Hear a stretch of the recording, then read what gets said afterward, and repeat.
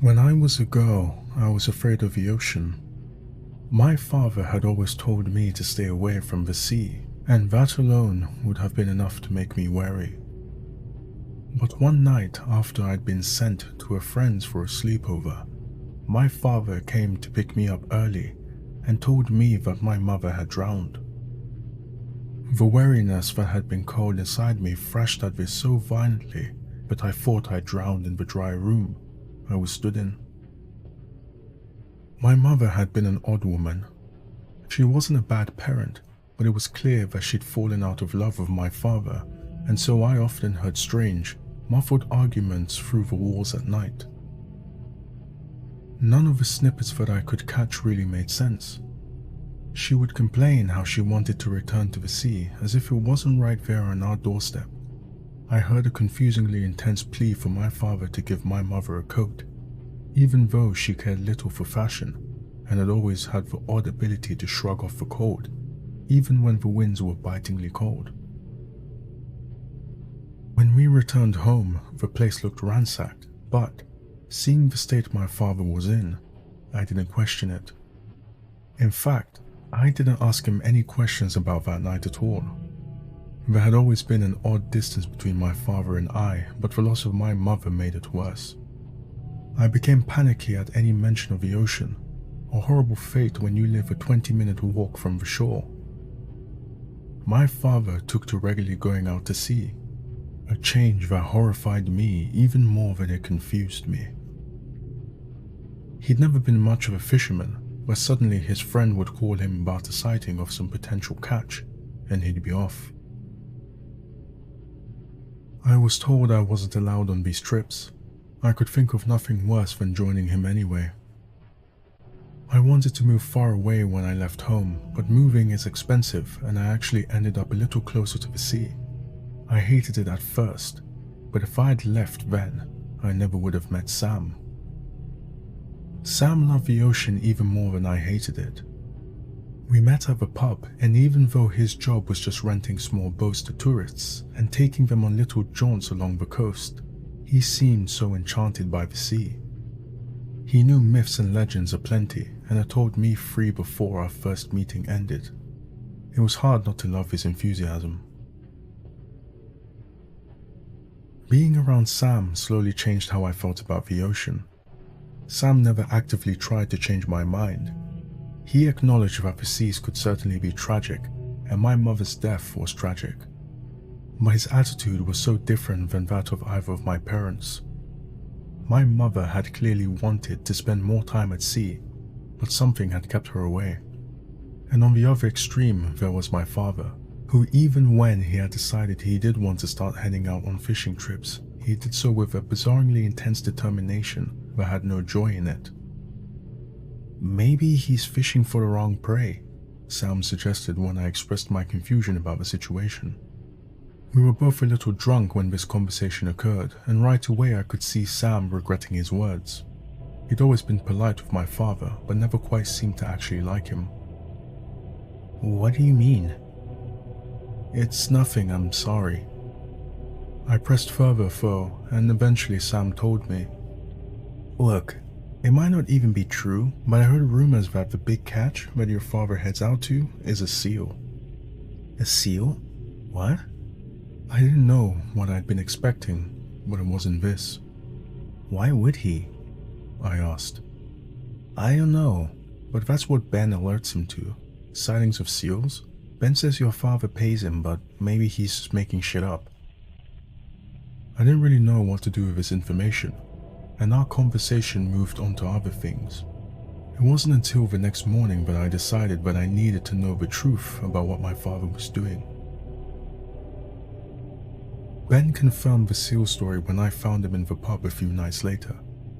He had no answers as to why my father would possibly want to hunt for seals, but he had no reason to lie to me either. More importantly, he was more than happy to offer the exact same seal alerting services to me as he did my father, just as long as I was equally willing to pay. Later that night, I asked Sam to teach me how to use one of his boats. He was surprised but more than happy to take me out after work the next day. I told him almost truthfully that I wanted to try get rid of my fear of the open water. I was shaking the next day, but even when Sam asked if I changed my mind, I pushed forwards.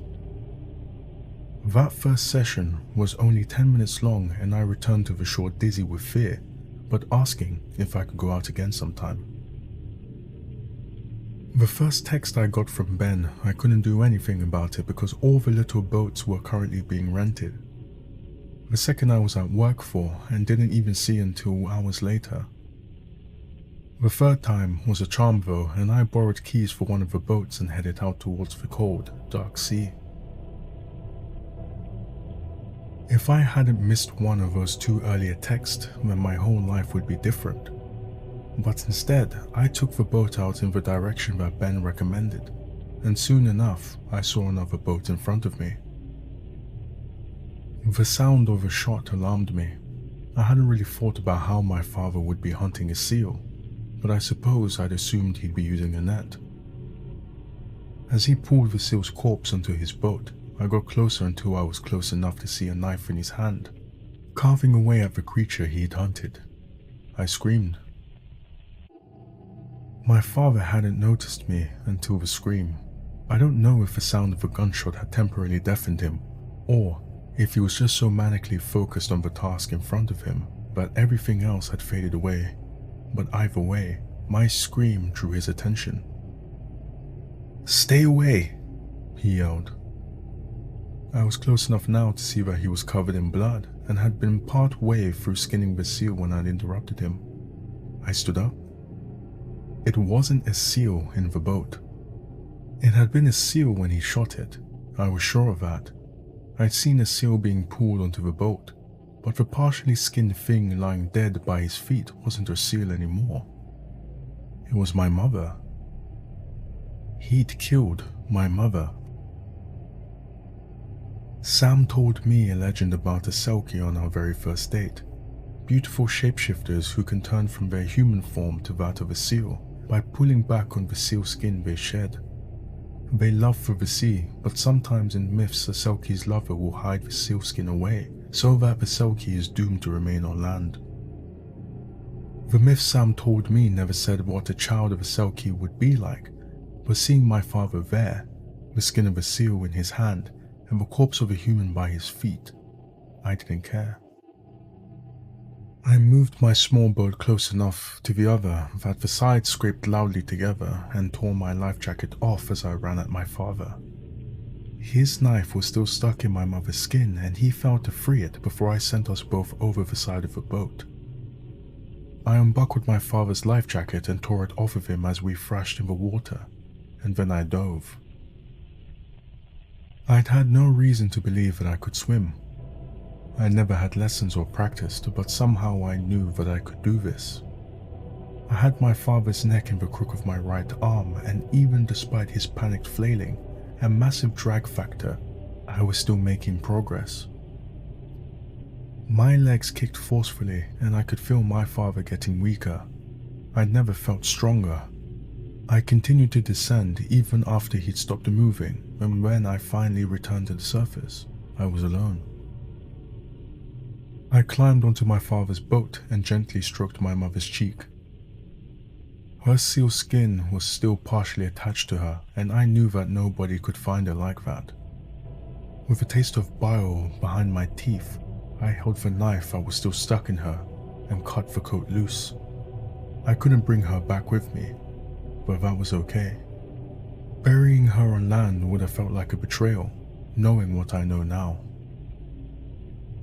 We weren't too close to the shore, and it was well and truly dark now. Nobody would come looking for my father until tomorrow at the earliest, and when they did, what would they find? The seas are dangerous after all, and sometimes people get hurt. It could be a problem that Ben knew that he texted us both about the seal the night before my father's death, but I wasn't sure he'd say anything. Even if he did, hunting seals can be dangerous. An accident would be a far more believable narrative than an unarmed woman who'd barely been to sea successfully finding and killing someone like my father. The knife we'd both used to skin my mother was thrown into the sea with her body. I kept the sealskin with me, though I was too afraid to drape it around my shoulders. Would it be able to turn me as it could turn her?